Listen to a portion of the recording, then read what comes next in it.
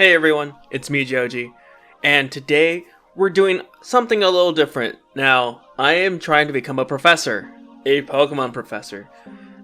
Basically what it'll let me do is help out with events at card shops and regionals or even the championships if I'm invited to do so.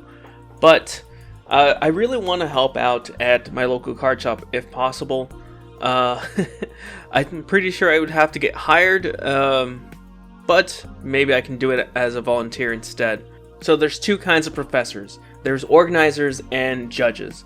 Now, organizers can set up events. They can use their operations manager software, whatever that is. I think it's the one where it sets up the brackets for players and stuff for the events. But I just want to be a judge where I can help out organizers and help with rulings, things like that, in case there's any issues between players. And it does help having a better understanding on how the rulings work when it comes to judging at TCG events. So it would help me as a player, and I could probably help out at events if they needed me to. So there are 3 different ranks for professors. There's Basic, Stage 1, and Stage 2.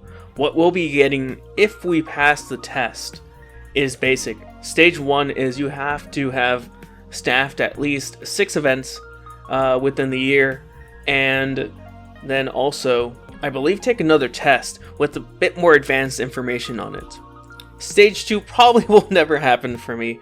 At most, I think I might get to Stage 1, but again, it looks like you have to staff a couple events. Some of them are specific. It looks like they need to be premier events.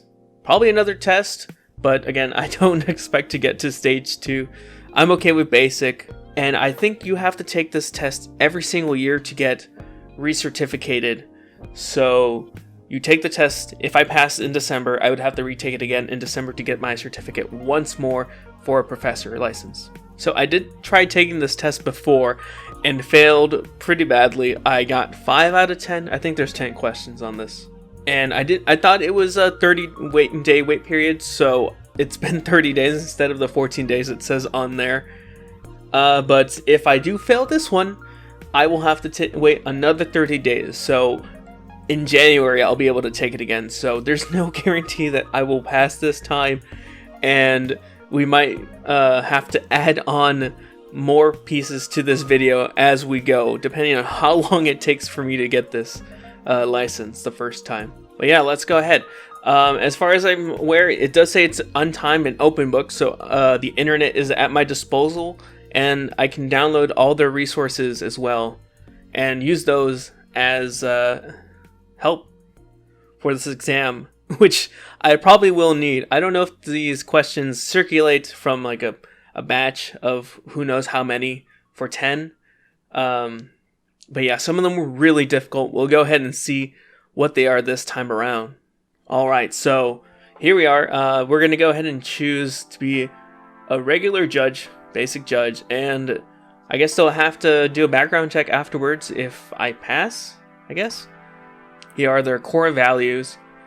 Basically, honesty, integrity, responsibility, and professionalism. They want you to adhere to their core values whenever you're representing them. So these are something you have to follow as a professor, whether it be at an event or even off.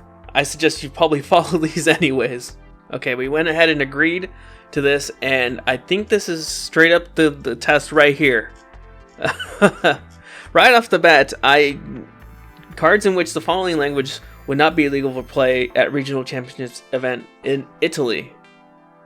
I would say Japanese, because they have their own tournament kind of thing, as far as I'm aware. I may be completely wrong, but I think Japanese cards are set away from English and other languages. So you can use those. So you can use Spanish and English cards as long as you're at a Spanish and English event.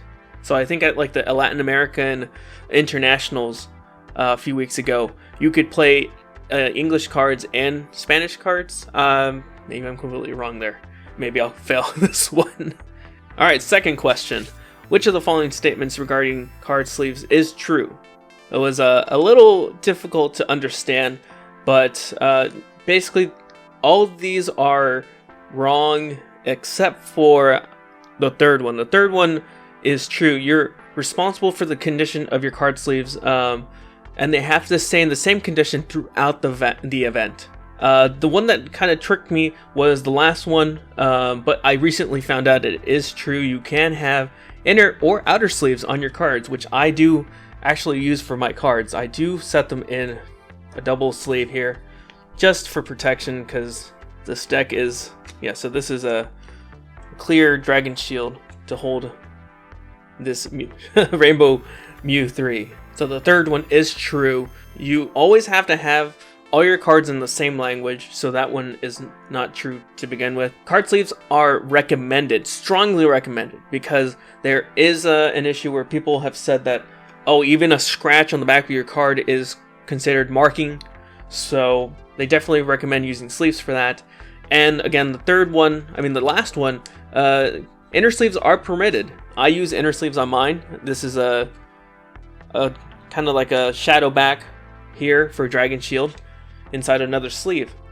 And you can also use outer sleeves if you wanted to as well. Okay, so the third question was kind of difficult. I did have to use the rule thing here. They were pretty much in that same section.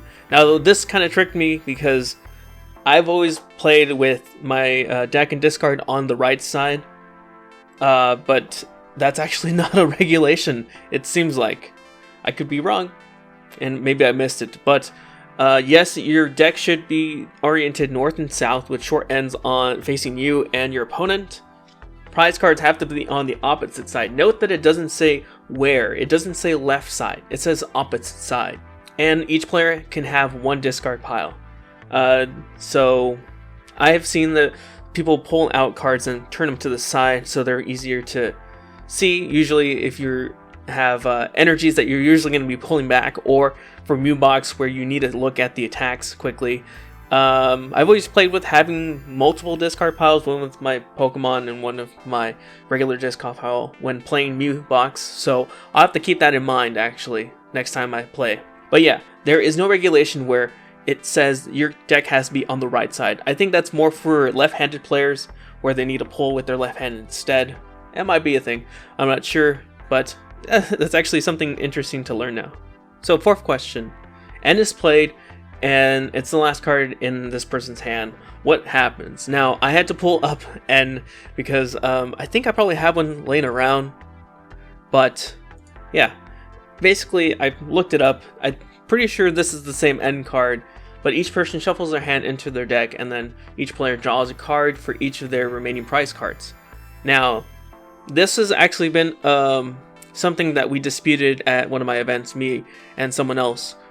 It's a similar card, Cynthia, if you play it, and it's the last card in your hand, what do you do? Now what should happen is the person should still shuffle their deck, even if they have no cards to shuffle back into it. So the only answer that seems like it's correct is here, where the person is shuffling their deck and draws equal to the number of prize cards that they still have remaining, because they can still play it just like someone can play Cynthia as their last card. Alright, so fifth question, kind of difficult, honestly. I had to look at the rules again over here because this was something I've never encountered myself while playing. Every single time I've played in Swiss single game matches, we've always gone for ties essentially. I didn't know that if you have the same amount of cards, you continue until someone pulls a card. Where is that regulation? Right here. Number 3. So they have the same number of prize cards remaining. So in the question before, Chelsea and the opponent both have 2 prize cards remaining. Now the current game continues, starting with any in-between turn effects. Now that is the kicker. So if Chelsea's Pokemon hadn't been poisoned, she would have probably continued the game. But since it's poison, in any other time, the in-between turn effects wouldn't have occurred. But since they're continuing and they have 2 prize cards left each, it gets hit with the poison. And since Chelsea now has 1 card less than her opponent, she loses. So the answer is the first one here. Damage counters are put on the poison Pokemon at the end of Chelsea's turn, and her Pokemon will be knocked out, giving her opponent the win. I think these questions are just going to get harder from here. Okay, never mind. This one was literally the first thing, and it's the next thing right after what we were reading. Yeah, if you don't get the permission from the judge to leave at any point during the match, you can lose if you get to the point where there's an unresolved best of 3. So yeah, it's the first one right there. Okay, so number 7. This one was kind of, it might come down to the actual person's interpretation when it comes to real world, but I think that it's not permitted because it does note that there is a tactile difference. You can feel the difference compared to the rest of his deck. So if you can feel like a bump or something, it's slightly raised, that gives you a clear indication what that card is when you're grabbing it. And that is clearly stated in the rules that it is not allowed. So Ross is not permitted to play this card and has to locate another copy or remove it from his deck. Some of these answers here, like I think the second and the fourth, mention something about proxy cards. Proxy cards are not allowed in regional championships, nor any premier events, I think. You can use them for casual play, but I don't think they're allowed at any of the regionals or championships. They have to be the actual card to be played. So number 8. I had to look up what the Super Potion does. I've never seen this Super Potion. I think there's only been printouts for Black and White and X and Y. But it says to heal 60 damage from one of your opponent Pokemon, and if you do, discard an energy attached to this Pokemon. So it's kind of tricking you here with the second response here. It has to have at least an energy. I believe, oh man, I don't remember. It's been a long time, but I think in the very base set Super Potion, it did say that you have to discard an energy before using it. But in this case, you do it after using it. So if there's no energy, you can go ahead and use it. Now, whether or not they need to have 60 or more damage, I'm not too sure on, but I have used before like a Great Potion on TCG Online to heal only 40 damage. So I believe when it says heal that much, it might be up to that much. It might not be fully stated in the actual card. Maybe it's something that Pokemon needs to think about wording differently later on in the future. But yes, I think they are illegally allowed to use Super Potion. Getting close to the end here, and I'm fairly sure most of my answers have been correct so far, but we'll see after we submit it. Okay, so this is kind of worded really long. Everything is pretty much the same with small differences. It kind of threw me off a bit, but I believe the current answer is B. I say current because they are changing the regulations more than likely next year. I think it's in effect in Japan now, where you can't play trainer cards on your first turn. Now, I don't remember if that is on the first turn or the actual first turn, or just your first turn. So whether it be turn 1 or turn 2, you can't play a trainer card, or I should reword that. A trainer card as in supporter. You can play item cards as many as you want. You can play Poke Tools as long as you can attach 1 per Pokemon. But sometime next year, supporters are going to get limited when you can play them. And I believe it's either on turn 1 or first turn of each player. I don't remember the actual change in Japan, but that is something we need to take into account with this question now. Because this could be changed later on to say trainer cards not including supporters. But yes, I think B is the correct answer here. Alright, so Italian cards only in Europe. So the only European country is Germany. And that's it. I think I've answered everything correctly. I'm fairly certain I got a couple wrong, maybe even more than half. But yeah, I am fairly certain these are, or at least some of them are correct. Alright, let's go ahead and submit this, and maybe we'll become a professor? I don't know if they flat out tell you if you failed or not.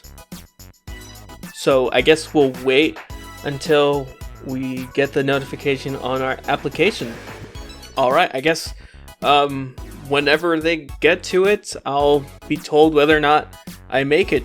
I guess for now, we'll go ahead and end this video here. Thanks for watching. If you're interested in becoming a professor for Pokemon, I highly recommend it. There's a lot of great stuff you can do to help out the community this way. And it helps you as a player to get a better understanding on the actual regulations for Pokemon, whether it be the video games or the TCG. In my case, it is TCG related, so I did try, I don't know, we don't know yet if I passed, to get my license for a judge today. But thanks for watching. If you enjoyed this video, please let me know. If you found it informative, get subscribed, leave a like, and ring that bell to get notifications on updates on more TCG videos. And again, thanks for watching, and I will see you guys on the next one.